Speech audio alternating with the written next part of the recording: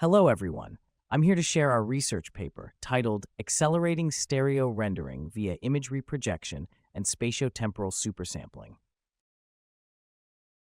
In this work, we propose a new approach to accelerate stereo rendering in virtual reality.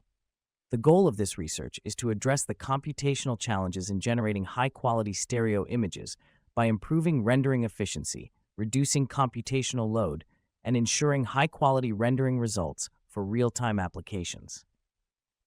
First, I will introduce the motivation behind our work. The pursuit of more immersive VR experiences has driven significant advancements in both software and hardware. On the hardware side, we have seen breakthroughs like the Apple Vision Pro headset, which offers an impressive over 4K resolution per eye and a 100 Hz refresh rate. This brings incredible visual clarity and fluidity to the experience. However, such advancements introduce real-time rendering challenges when dealing with high-resolution and high frame rate videos. In complex 3D scenes, the high computational demands can lead to issues like FPS drops, overheating, reduced battery life. To accelerate stereo rendering, existing work proposes using forward projection to transfer shading results from one viewpoint to another. However, there are a few key challenges with these approaches. High computational costs. Despite techniques like adaptive subdivision, forward projection still comes with significant computational overhead. Additional rendering passes.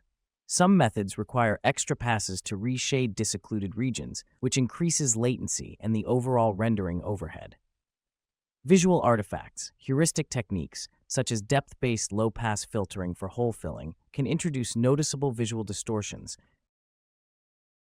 Besides, recent advances in supersampling, which use low-resolution images to generate high-resolution outputs, have shown great potential for stereo rendering. Some of the existing supersampling techniques include DLSS, FSR for high-end GPUs, Jiayu, MNSS, and MobFGSR for both high-end GPUs and mobile devices. These supersampling techniques can also be applied to stereo rendering, improving image quality while maintaining efficient rendering.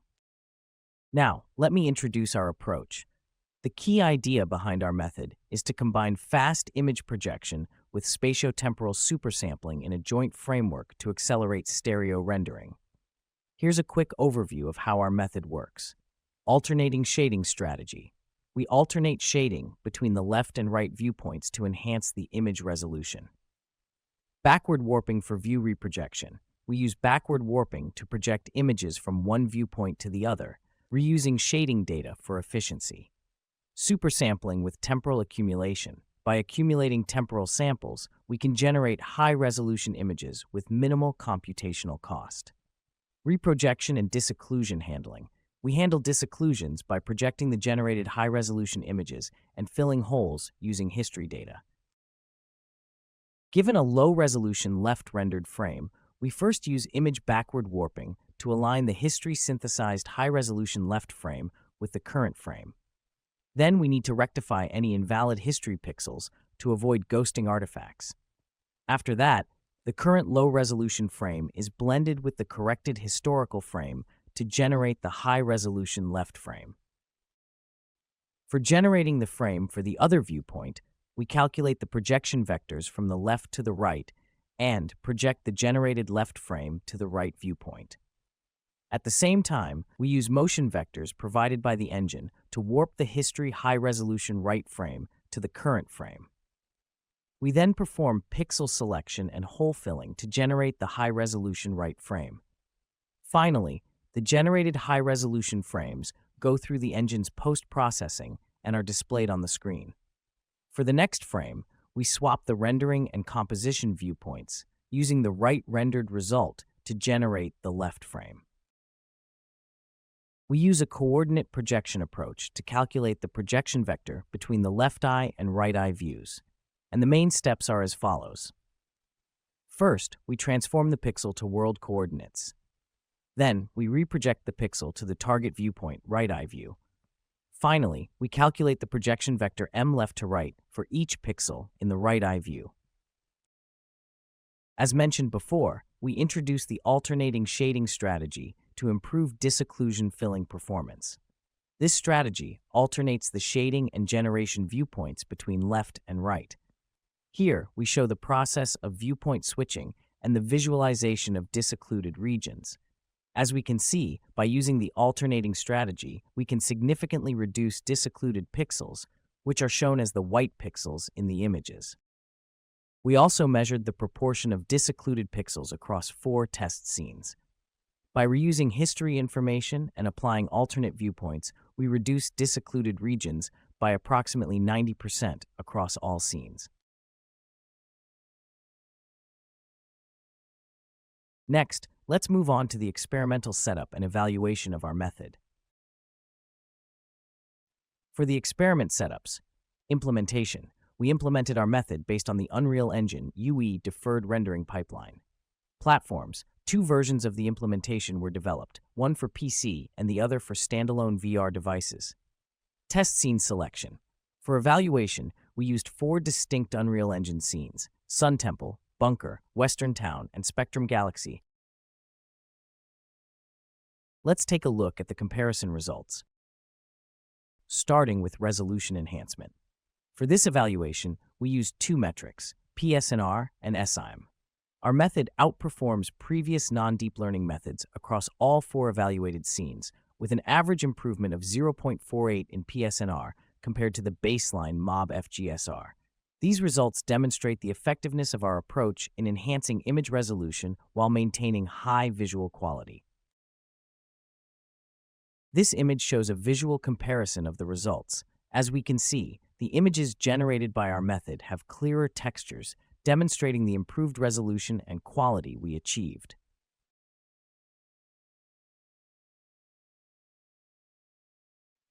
Next, we compared our method with other unshaded view synthesis techniques. Our method performs close to the reshading method, HRR, showing comparable results. This is a visual comparison of the disocclusion filling results of unshaded view synthesis methods. Our method uses history information for disocclusion filling. It performs better than the EHIW method. We have a video demonstration.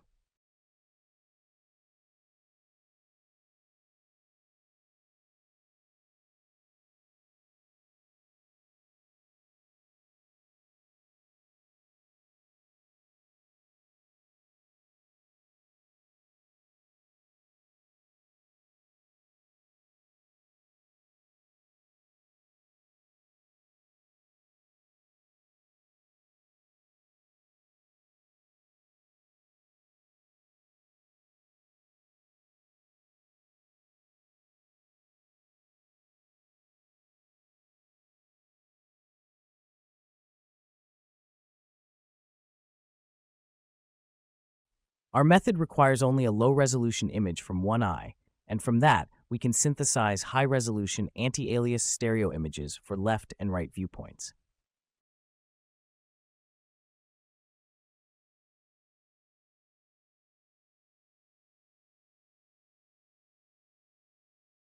Here is the runtime performance of our method. On the PC, enhancing 1080p resolution to 4K takes only 0.39 milliseconds. For unshaded view synthesis at 4K, it takes just 1.25 milliseconds. On the standalone device, enhancing 720 by 720 Resm 40p takes about 2 milliseconds. Unshaded view synthesis at 1440p takes about 4 milliseconds. Next, I will discuss some of the limitations of our approach. First, outdated shading in disoccluded regions. In complex scenes, where lighting or motion changes significantly, outdated shading can occur in disoccluded regions, as shown in the left image. Fortunately, this issue occurs infrequently and has minimal visual impact. Second, when dynamic objects are close to the ground with minimal depth difference, detecting disoccluded pixels becomes challenging, which can lead to ghosting artifacts, as shown in the first image.